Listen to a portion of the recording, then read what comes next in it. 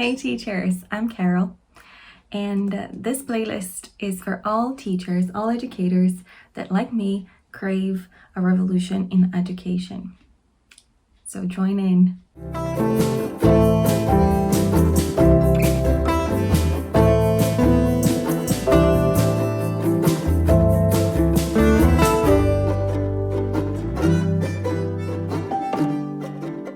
I chose this topic, Are You Fulfilled?, because it is a topic close to my heart. Teacher Tree was created because of as a result of my own dissatisfaction with the industry. Most of my friends are teachers, and even the most passionate and dedicated one of them feel very unhappy at work. So I decided to record this video to help us name these issues and see them as an invitation to change. Change is always uncomfortable, but it can also be very liberating. Dissatisfaction and true contentment are one of the most popular topics in philosophy since the beginning of times. It seems like the only time human beings feel completely content is in the womb. Once in the world, life may feel like a constant change to satisfaction, a constant chase to satisfaction. We're constantly looking for it and trying to grab it. Knowing that complete professional satisfaction is possibly not a realistic goal, but a meaningful, inspiring professional life can be.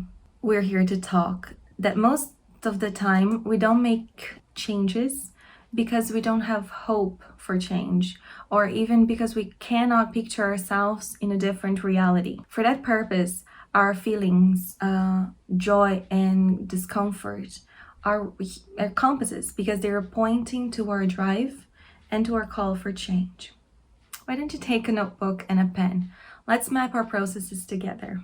First thing we have to ask ourselves is, where is the joy? The first thing we should consider is, where in my professional life do I feel proud? Do I feel connected? Do I get in a state of flow and eager to develop more and more, learn more and more? For me, I feel joyful in the classroom with students, connecting through meaningful activities. I love when they feel that they learned and they're ready to practice it, whatever we learned, the skill we've learned outside the classroom. My favorite activities in the class are usually storytelling, art-related activities, open debates, creative work, creative writing, and I'm in my element when the lesson plan comes to life, when whatever is there is meaningful and full of life. I also find it important that the group creates a sense of community, so it becomes a supportive environment for people to make mistakes, as they are welcome and success is celebrated. How about you? Where is the joy for you at work? Next question we're gonna look into is, where is the struggle? So the next thing to consider is, what makes you feel contracted at a workplace, small, trapped? Where in the school are you not flowing, and why? Is it a person? Is it a situation? Is it the way things are? In my experience, working in places that put profit or numbers before people always brought me a sense of emptiness, lack of purpose. I didn't know what I was doing there. Test days, filling out soulless paperwork, dealing with internal policies that favored higher management rather than students and teachers and other employees, were always a struggle for me. What does this struggle teach you about what needs change? Think about your own reality now. Where in your workplace do you feel constrained? Do you feel that there is not enough flow and fluidity to your routine? The good thing about being able to name your struggles is that at the workplace is that it gives you even bigger picture of your calling. For instance, my struggle with the profit over people took me to a social type of business. As a sole trader, I can connect and learn from people in the SSE, the social and solidarity economy, as a social business. And I do think that think like I do It doesn't have to be your case, this example of a social business, but whatever your struggle with, be honest about it, and you can create a life for yourself to make it genuine. All assessments, paperwork, policies need to be done in the most democratic and meaningful way possible for me to find joy in it. Having a clear understanding of what I would like instead of what I don't like is very important. So first thing you ask yourself, what do I hate about this? What is really not working for me? And then the next question you'll ask yourself is, what do I want instead? What would I like to experience instead of this? And once you have a list of what you would like instead, you can do many things. You can start a conversation at your workplace. Try new ways to do things if the school is open for it. I've worked in a few schools that management were open for change. Start a movement that will promote change. Connect with others that want similar things. Change jobs sometimes is the only thing to do to a place where your values are most aligned with. You can start a co-op with educators that feel alike. Feel less victimized and more empowered by your small or big actions of change. Next thing we're going to think about is where will you be nurtured and needed? It's due time we give up the idea that one size fits all education. Teaching style, approach, syllabus, management, there is no such thing. Your teaching style and your motivation to change will not fit all schools, all communities, and all classrooms. That is natural and a welcome sign of your authenticity. I believe that your path will be only yours, and you'll be probably need therapy to help you work on your blind spots as I do. But having a small community of people that believe the same things you do will give you the validation and that you need when confronting your deepest fears and limitations. I think that those are the true biggest barriers, their inner problems.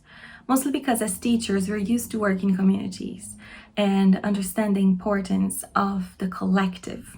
So the question now is, where are your baby ideas being supported? Who are the people that see the same need of change that you do? Believe me, they're out there. I'm lucky enough to have friends and family that believe in me and believed in me from the beginning. Along the way, I've also been meeting people that also believe in the same things or similar things as I do. I've been doing trial groups, focus groups, and those also brought more people along. I'm also deeply in love with the projects and the results I've witnessed throughout this process of getting people on board. I am also more convinced that that's the path for me. Because you can have 100 people tell you that you are talented and you are wonderful and you should start now. If you don't believe in yourself, you won't take action. And that's what has happened to me. I had to see the impact of the ideas to believe in it. The opposite, though, is also true. You may believe you have the answer to a problem, but the results aren't reflecting it, and the community does not support you. In that case, it will be probably difficult to promote change the way you were aiming to.